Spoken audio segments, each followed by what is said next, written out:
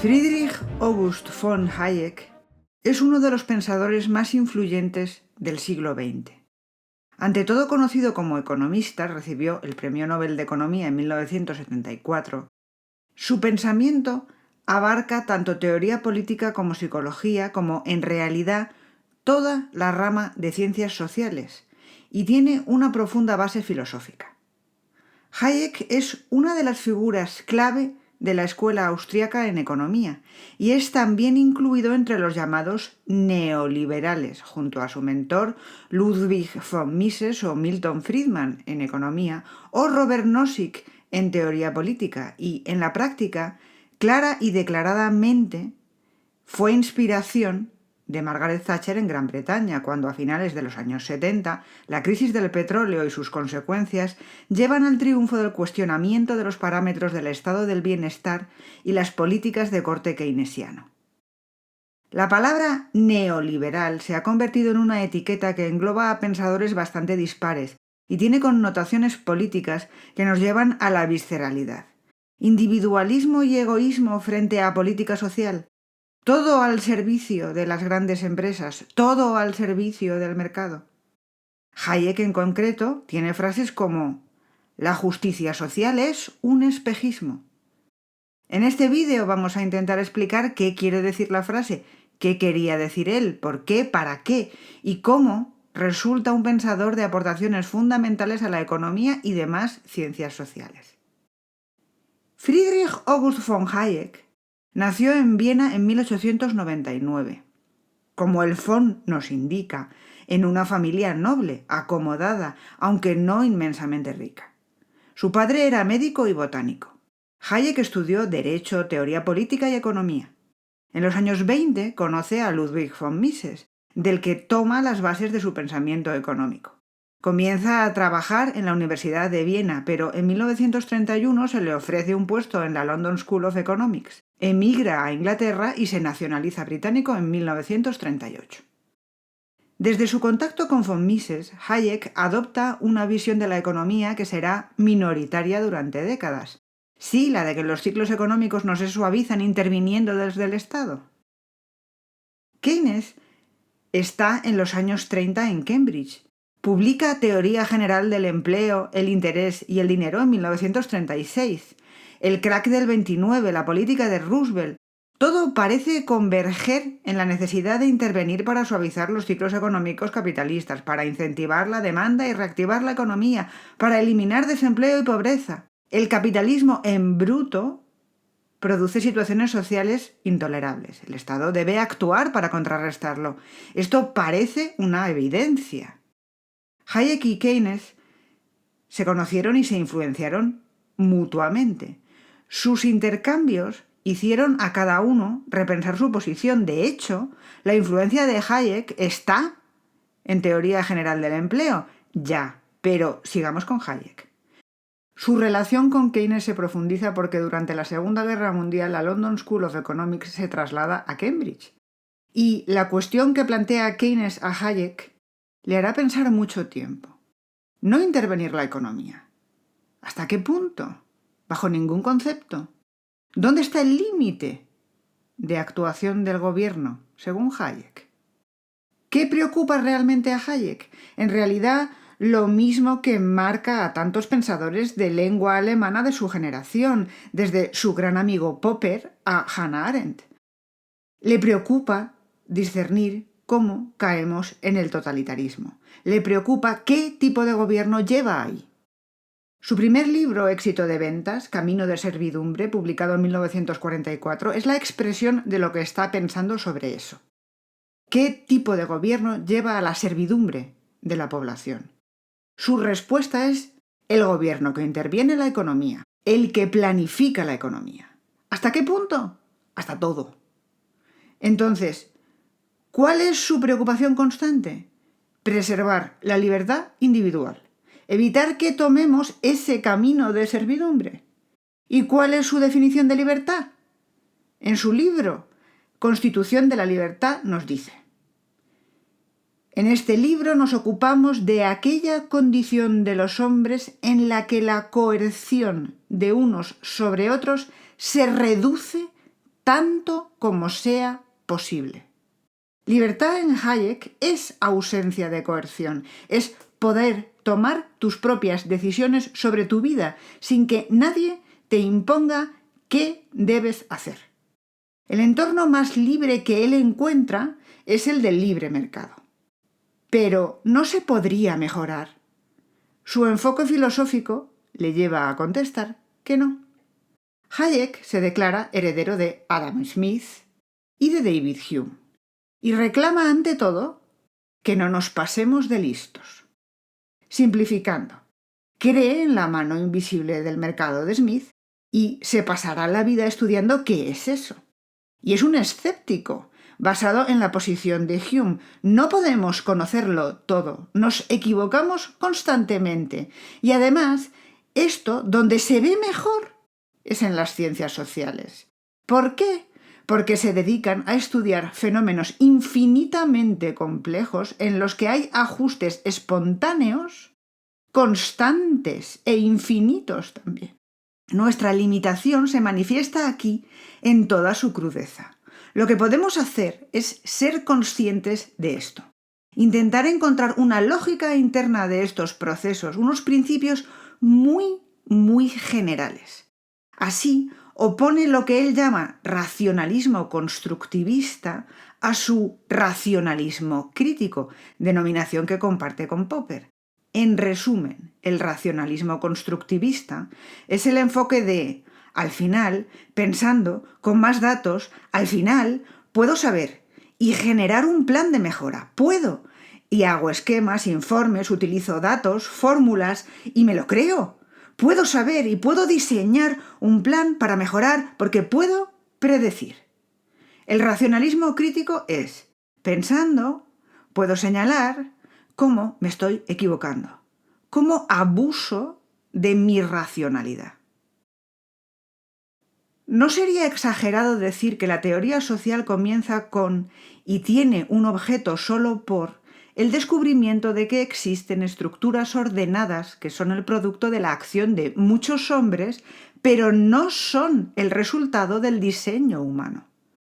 En algunos campos esto es ya universalmente aceptado. A pesar de que hubo un tiempo en el que los hombres creíamos que el lenguaje y la moral habían sido inventados por algún genio del pasado, todo el mundo acepta ahora que son el producto de un proceso de evolución cuyos resultados nadie previó ni diseñó.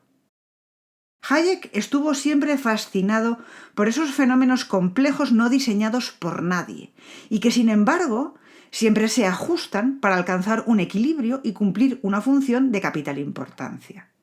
Ejemplos: la naturaleza con la evolución de las especies y el funcionamiento de sus ecosistemas, el lenguaje humano o el libre mercado.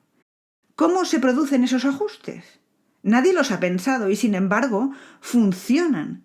Ningún humano ni grupo puede replicar eso, ni diseñar e imponer una mejora sobre el proceso vivo. Si lo intenta, tarde o temprano se mostrará su error en forma de consecuencias negativas inesperadas. No toques un ecosistema, no rescates a la gacela porque te da pena, no impongas reglas lingüísticas, no impongas instituciones, no intentes mejorar el mercado interviniéndolo aunque tengas el poder para ello. Nada mejorará su eficiencia, al revés. Se acabará por palpar el error.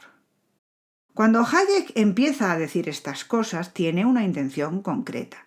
La crisis del 29, el nacimiento de la URSS, las políticas económicas de la Alemania de Hitler, las políticas económicas para luchar contra la Gran Depresión en Estados Unidos, la economía de guerra, todo lleva a diversos grados de intervención estatal. ¿Es posible una economía planificada que mejore el libre mercado? Hayek nos quiere mostrar que, a largo plazo, necesariamente no. ¿Cuál es su lista de razones para ello? En lo político, lo que horripila a Hayek de la planificación es el planificador, el zar económico detrás de las decisiones. Aunque quieras apoyar las decisiones en tecnocracia, en expertos, estos, por definición, ya sabemos que no pueden conocerlo todo. Pero al final siempre hay una persona, un líder, que decide. Con la mejor intención que sea, sin toda la información, ¿en qué se basa? ¿Le tiene que parecer a todo el mundo bien siempre?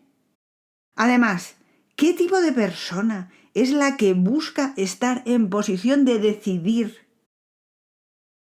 qué se fabrica y a qué precio se vende? En lo psicológico, decidido el plan X, el burócrata lo intenta implementar. ¿Y si algo no va bien? Según Hayek, en una empresa que actúa en libre mercado, el error se ve. La empresa fracasa rápidamente o corrige rápidamente.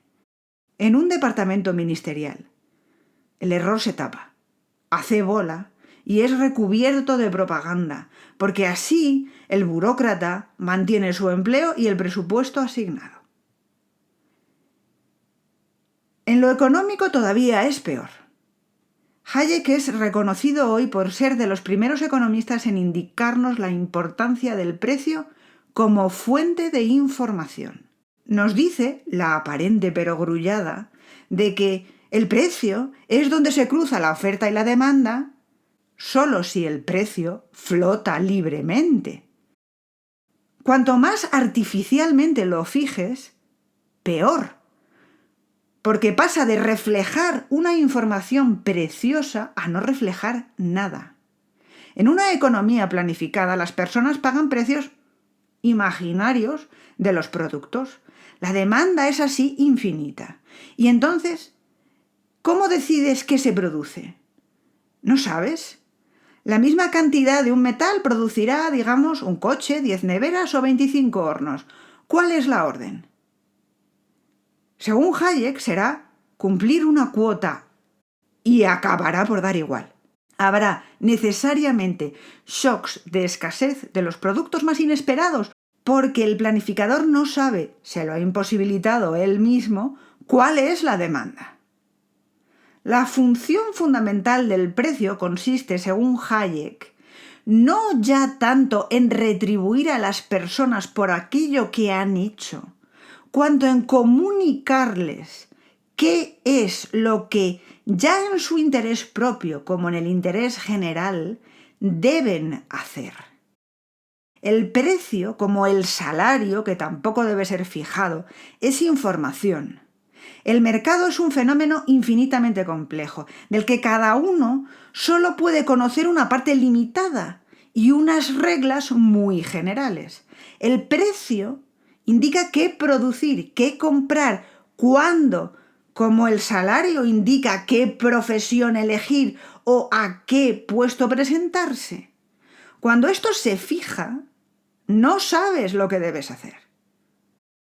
El mercado, en su infinita complejidad, es un proceso de descubrimiento que funciona dentro de su propia dinámica, de forma espontánea.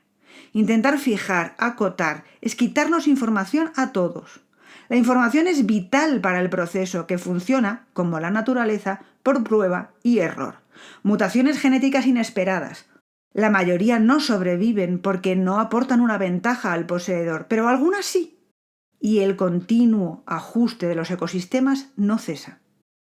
En el mercado, innovaciones y decisiones cotidianas se guían por información limitada. Muchas innovaciones fracasan, pero alguna no. Las decisiones de cada uno se toman con información tácita, concreta, individual y también con la pública de salarios y precios.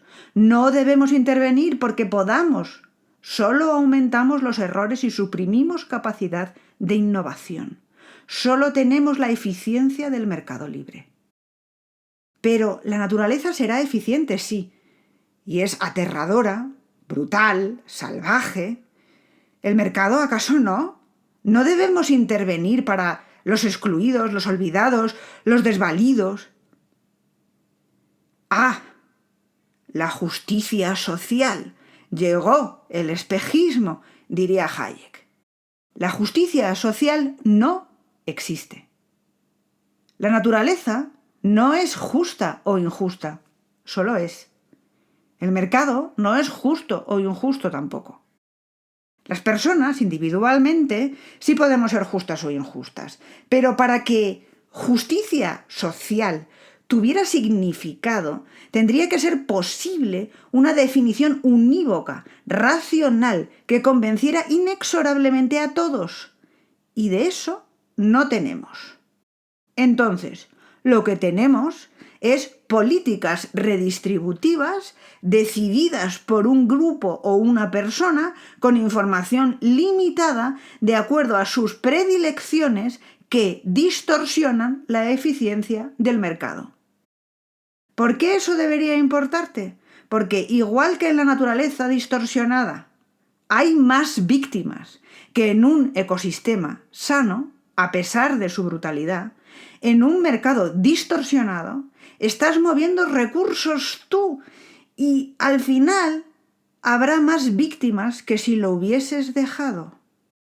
Es doloroso, es humano quererlo remediar y es difícil recordarse que es mejor dejar al mercado, que la adaptación es más rápida así y el dolor es menor. Pero ¿y entonces? Preguntamos como Keynes. ¿Dónde está el límite? ¿Qué papel tiene un gobierno? Según Hayek, el gobierno debe mantener el ecosistema, o sea, el marco para el buen funcionamiento del mercado. Así debe asegurar el imperio de la ley y que la ley sea conocida y suficientemente estable para que se tomen decisiones. También debe ocuparse de lo que el sector privado no se ocupará, externalidades negativas y funciones como asegurar que la información es conocida y no distorsionada. Incluso cabe cierta asistencia para quienes no pueden valerse por sí mismos, aunque, por favor, que no fijes precios, que no fijes salarios y que lo que ayudes sea en un sentido lo más general posible, siendo la regla básica que el legislador no pueda saber exactamente quién se beneficiará. Casos generales, por favor. Es algo bastante acorde con Adam Smith, que ya decía que el mantenimiento de caminos debía ser del gobierno y estaba a favor de una educación básica pública. Evitar situaciones monopolísticas en el mercado también entra en su concordancia con Smith. Hayek combina elementos liberales con conservadores. La imposición de lo que sea desde arriba le horroriza. Las instituciones que perduran surgieron por accidente y se mantienen porque funcionan. A la vez, el orden es vital. Seguir las reglas, ley e instituciones es necesario. Pero el liberalismo individualista, de corte casi libertario, es el ganador.